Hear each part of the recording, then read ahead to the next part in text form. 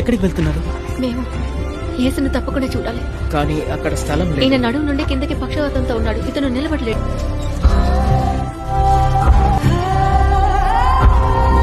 మీ చిత్తం అయితే బోధ కూడా మీరు చేయగలరు. విశ్వాసం అందమైనది.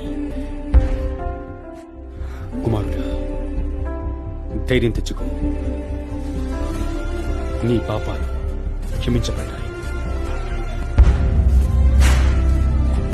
నేను మిమ్మల్ని అడుగుతున్నాను, ఏది చెప్పడం సులభం? నీ పాపాలు క్షమించబడ్డాయి లేదా లేచి నడు అనటమా? ఏదైనా చెప్పడం సులభం కదా.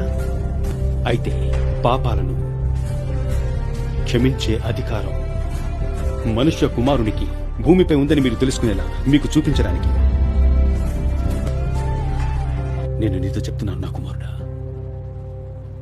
లేకు, నీ పరుపు తీసుకుని ఇంటికి వెళ్ళు.